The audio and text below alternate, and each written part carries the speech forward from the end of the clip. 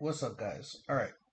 So today I'm going to go a little more into my philosophy, kind of. Not necessarily a philosophy. It is philosophical in nature, but it's more of a method of deconstructing the self, deconstructing the narrative, and deconstructing the ego, which are pretty much all the same thing. Because the self, your concept of self, is the narrative, right? And this is the ego. So the ego likes to stroke itself. So when you tell yourself, I'm really good, that's the ego talking. But when you tell yourself, I'm really bad, that's also the ego talking, right? The ego does all these things. Now, the thing is this, that the ego is pretty much your entire persona. Without the ego, you wouldn't be able to interact with the physical world. Because the ego is what allows you to see the separation between self and other, and carry yourself as a distinct individual, which makes you different from the other. And that conceptualization of how you are different relative to the other people around you is what allows you to interact. If you didn't know who you were and you had no idea of what you believed, what you felt, what you thought, who you are, like your ethics, your morality, your virtues, your vices, all of these things, right? If you had no conceptualization of any of this, what can you possibly do or say, right? You would just be like, you would just be dumb, right?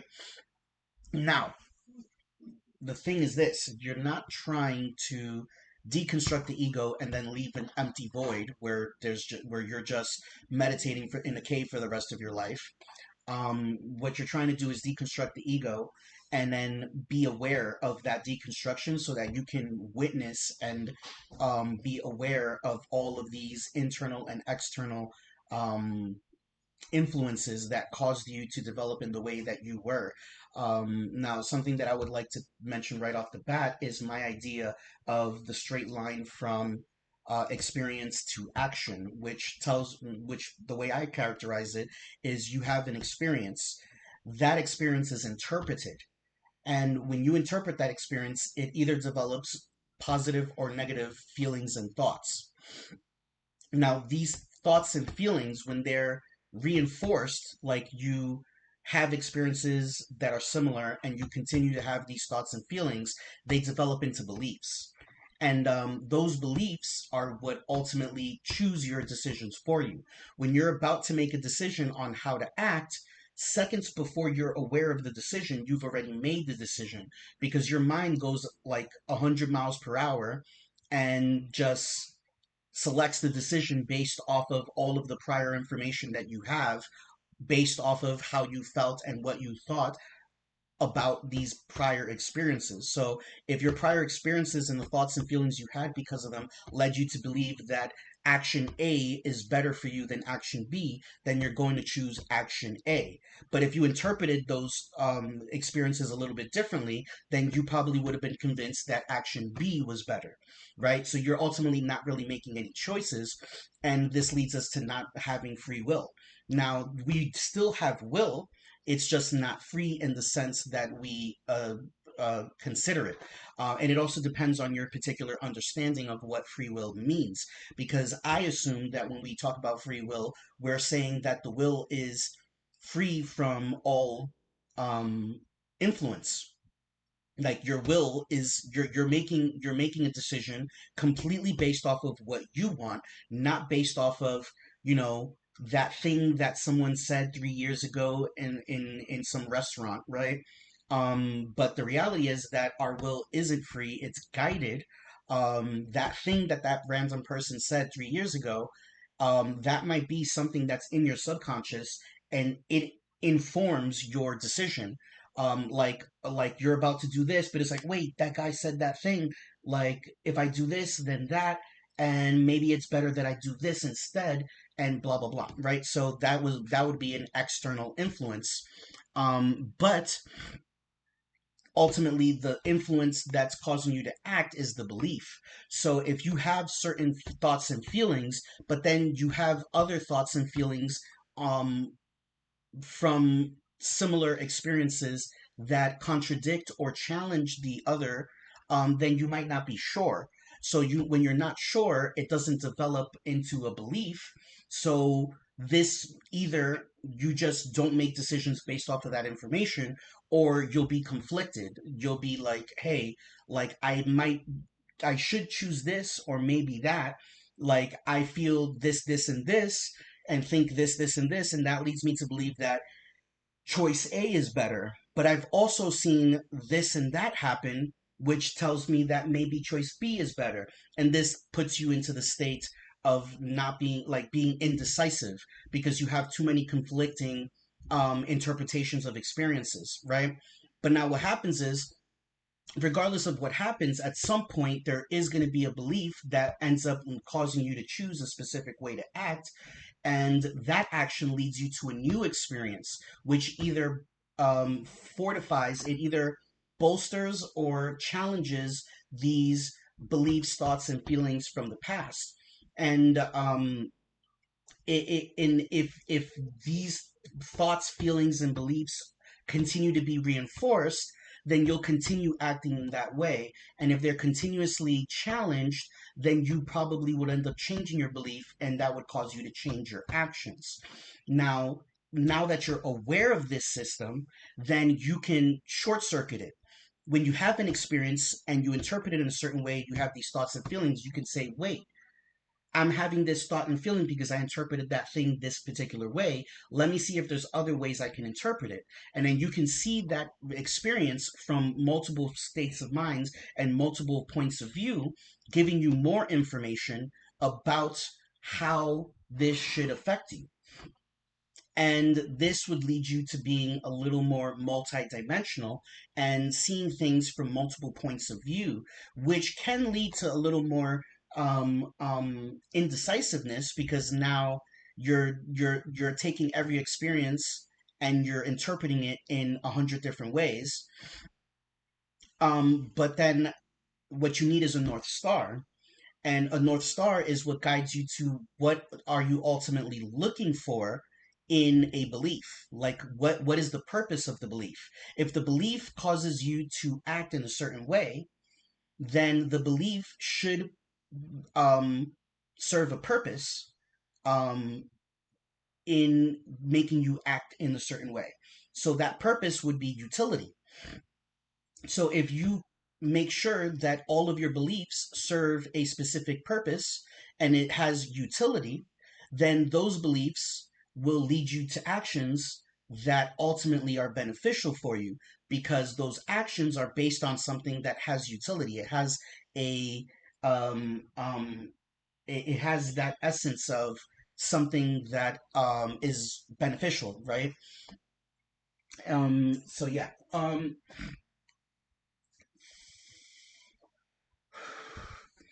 So now going back to what I was talking before, deconstructing the self.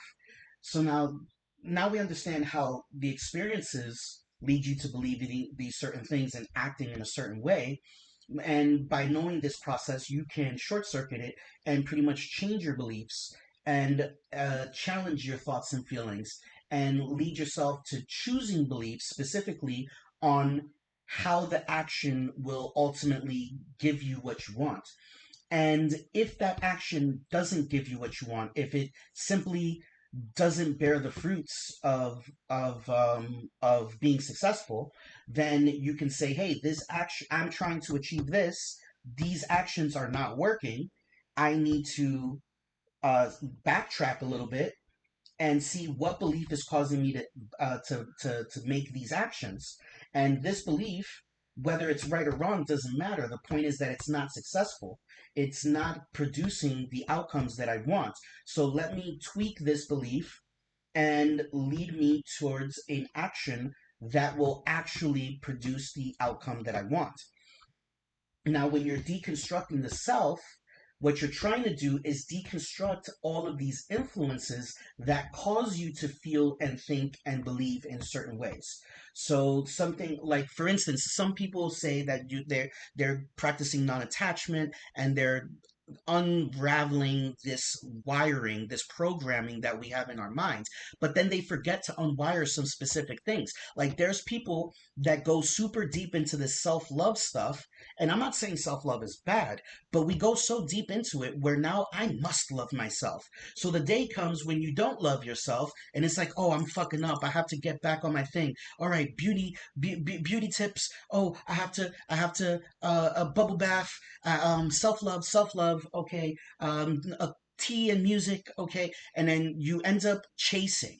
And my intention behind deconstructing the self is not only that you're not running away from anything, but you're also not chasing anything. So, for instance, a lot of us get caught up in this sense of worth, self worth, or worth in general, right? So sometimes we say, oh, I feel worthless and this is a bad thing. Therefore, I need to convince myself that I am worthy.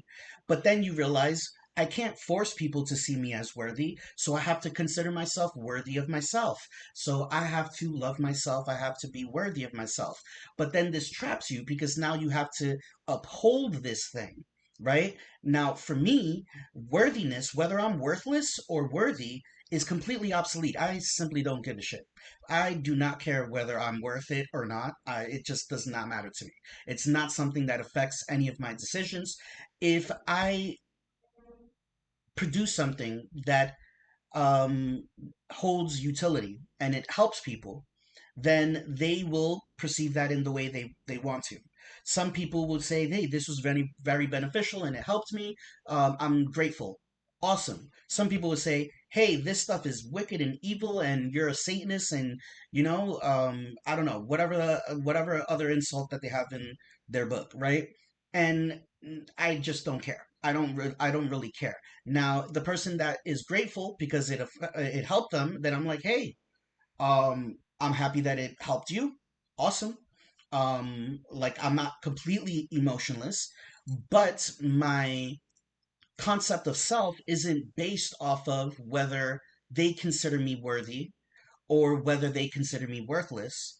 But I take it a little further. My concept of self doesn't also doesn't care about whether I consider myself to be worthy or worthless. So on the day that I feel like, oh, I'm not really doing much, I'm worthless, like this thought, this feeling doesn't even manifest, it doesn't take hold because I don't care. Right? I don't need to be worthy. I don't need to produce. I don't need to I don't owe anybody anything. I don't need to be anything, right?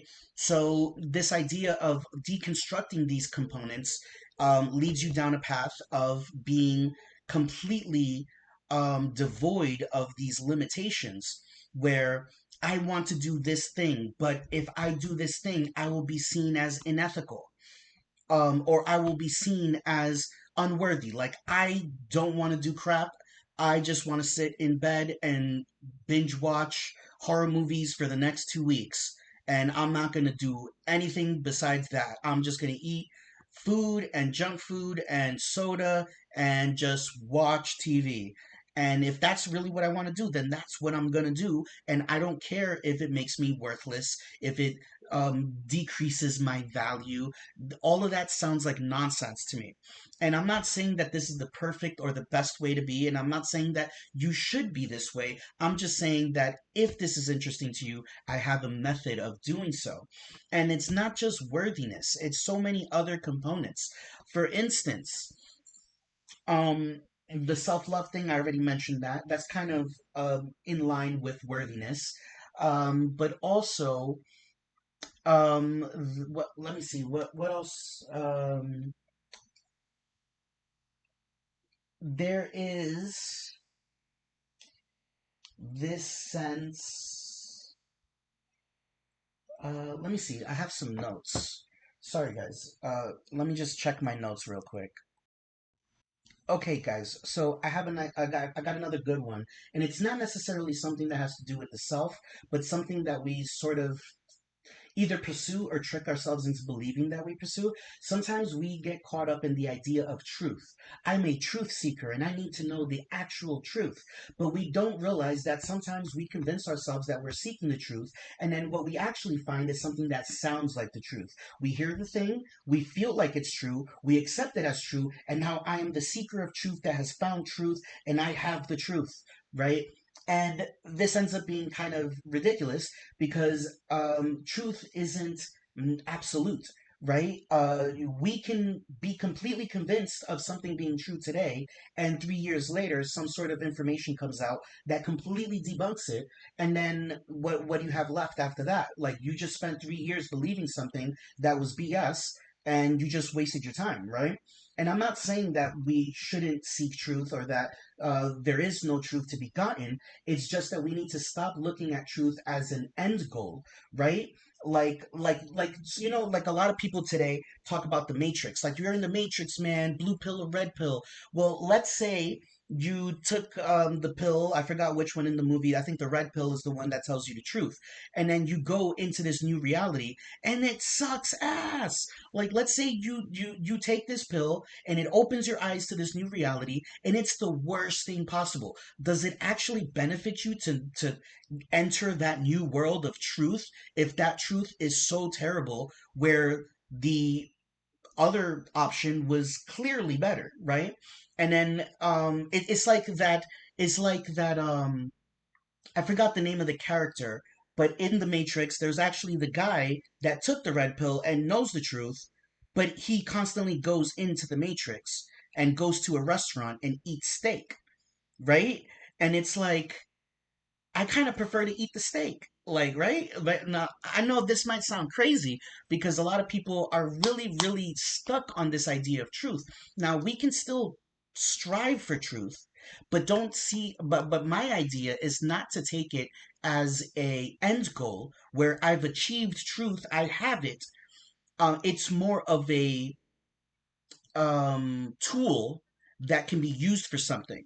Now, truth can be used for certain things. Now, for instance, if let's say something that's obviously true, cars, let's say mm, the within this context, these specific cars need gasoline to be able to run, right? So I know this truth. This has utility. Look, there's this car. In order for it to drive, I need some gasoline. So I get the gasoline, put it in the car. Now I can drive. This is a piece of truth that has utility. Now, um, hold up.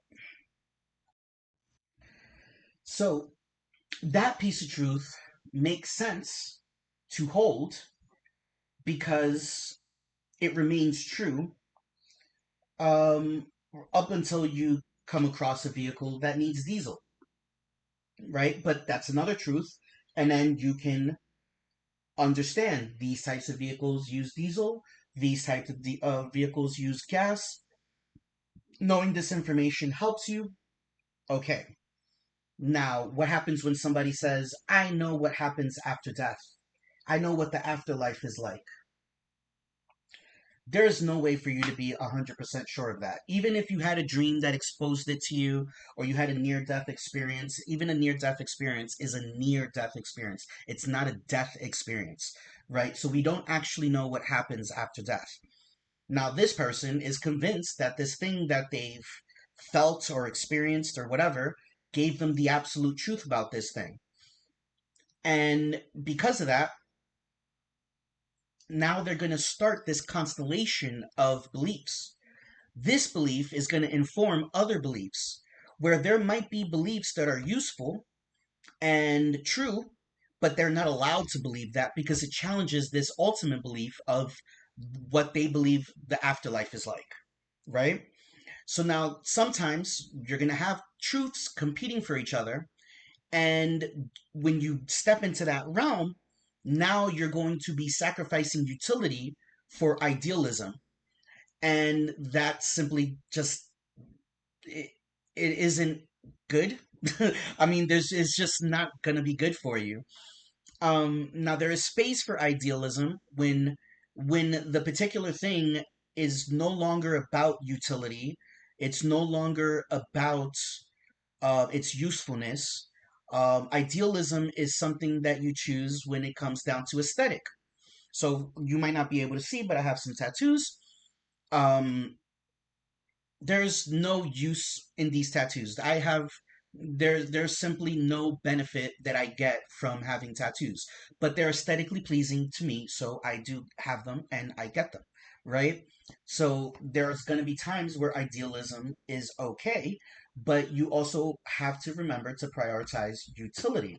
Now, why do I mention all of this? Because now, if truth is no longer the destination, but rather a tool, this thing is true because I'm able to use this piece of information to make this thing happen. And if I do that, I can achieve my desired outcome. Now, the second that it stops achieving my desired outcomes, I abandon it and go to something else that will achieve my desired outcomes. So now that you're not stuck on a specific truth, you can now use modality shifting, which is something that you would probably learn from chaos magic. And if now you're doing that, what happens is I no longer have a solidified truth. You might want to build a foundational truth machine, like a foundational truth landscape where these things remain true all the time, just so that you don't go freaking crazy. Like basic stuff, like obviously you're not going to be able to um, undo the forces of physics or chemistry. Like these are things that are just true all the time. So you can have that based on like this. These are some absolute truths that I can hold on to because they remain true no matter what you do, right? And there might be some other truths, like personal truths that have to do with aesthetic, that it's like, well, I might have to make some sacrifices to hold this truth, but this truth is a important key aspect of the who I am, and by who I am I mean the who I present to the world, and I'm not willing to sacrifice that. So you might want to hold on to those truths because this aesthetic, this narrative that you're presenting to the world is important to you. But for the most part, you can take most beliefs and truths and wear them like coats. You put them on, you perform the action that needs to be performed, you achieve the goal that you're trying to achieve, and when you no longer need it, you take it off and put on something else, which allows you to achieve the next thing you're trying to achieve. So, from this perspective, I can speak to a Christian from an esoteric perspective, and if I choose to, I can modality shift into Christian mysticism, and I can explain mysticism and esotericism from a perspective where I am legitimately using biblical verses to back up my what I'm postulating, and this will give me a easier way of communicating with them, because if I was to go to this Christian and start talking about spiritual truths, but I'm coming from a Hindu perspective, they're just going to say, "Oh, you're a demon worshiper," and that's like, so there's nothing gets done there. Not that I'm going to do this. I'm just saying, if I wanted to, I could tackle that particular situation. If for some reason I had to talk to this Christian person, I can go at it from this Christian point of view, and I take on the certain beliefs that I might not hold um, consistently, but in this situation, it benefits me to hold those beliefs and speak from that perspective. And this can happen in many different ways, right? So if you're trying to um, um, if you're trying to be influential, uh, being able to um, modality shifts can be extremely beneficial because you can enter a space. Hold up. You can enter a space where what you're saying resonates more with this particular audience because you're coming at it from a specific point of view. And the reason you're able to do that is because you're putting on the Christian mystic coat, or the Sufi Islam coat, or the Tantric guru coat, or the Taoist monk coat, right? And this also allows you to do something else that I do more frequently, which is putting on a specific coat that is in specific to the current situation.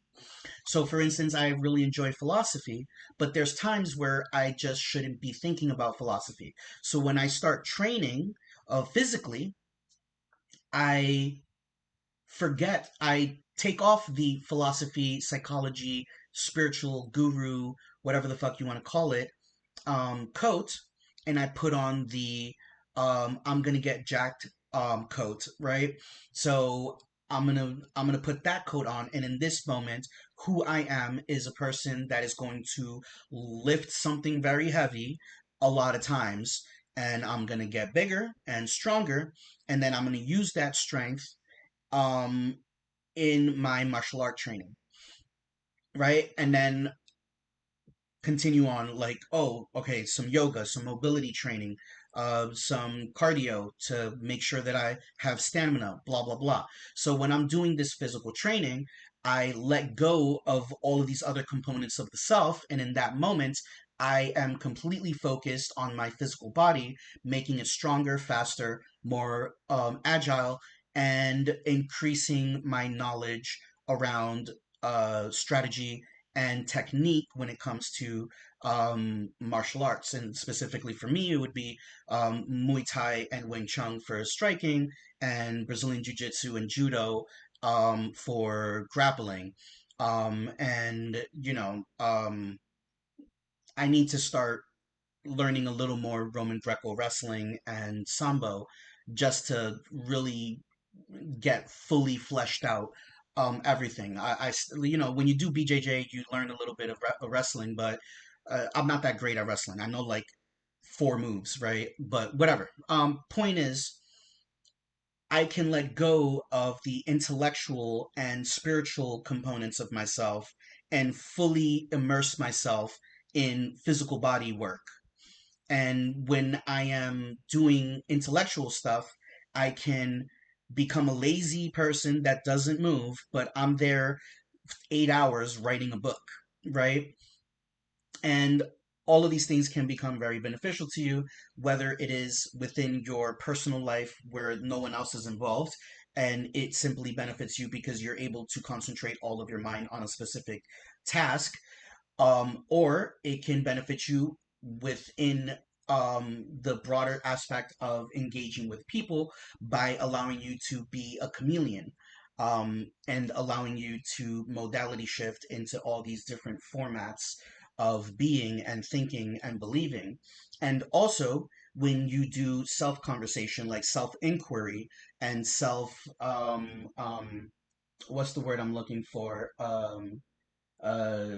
Introspection, you can use one modality to challenge another modality, and within yourself pretty much create a separate self, and have my kabbalistic self argue with my Ayurvedanta self, and see what happens there. And usually they might be like, oh, these two things are similar, oh, these things are contradictory, blah blah blah. But then I start to find these intersections and these conflicts, and that ends up teaching me about these things. And being able to split yourself into two separate selves so that you're talking to yourself, but the person that's talking is coming from one perspective, and the person and the you that talks back is coming from a different perspective. That's another thing that you are able to do. But yeah, but I'm gonna have to explain that in a different video.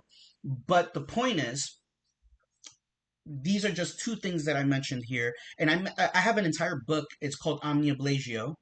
Let me give you the spelling on that. It's Omni, Omni, Ablagio, Ablatio. So that is a book that I wrote on the method of deconstructing the self, the narrative, the ego, and I go into every single aspect of the self and how to dismantle it, not to leave a void behind, but to witness the deconstruction so that you can understand where these things came from, what were the influences that caused you to believe these things, and why. And then you can recreate yourself with intentionality so that you're creating yourself in a way that puts you in a position to be more accurate and better at achieving the goals you want to achieve and obtaining the desires that you want to obtain, so that you're constantly causing change within reality according to your will. And this is ultimately beneficial if you want to go down that path. Now, if you want to stick to one modality and you want to be one solid character and that's how you choose to play the game, awesome, cool for you. But I personally think that I gain a lot more when I am able to shift and move. And I do have a core element of self that doesn't move so that I can hold on to something. But there are many components that are constantly shifting and moving because ultimately everything is fluid and we are constantly changing regardless of what you do. So, now from this perspective, what I'm trying to say is ultimately, who you are today is not who you're going to be 5 years from now. You will change. So you might as well have control over how you change because you don't want to change in a way that you don't want to. You don't want to accidentally walk a path and then 5 years from now you wind up at a location that you never intended to be or didn't even want to be, right? You should be very intentional on the path you're walking and be aware that you're going to change and try to guide that change so that when those 5 years are up and you witness who you are now, in this context, then you will be like, yep, I did the right thing. And if you're able to modality shift, then you're able to walk multiple paths simultaneously.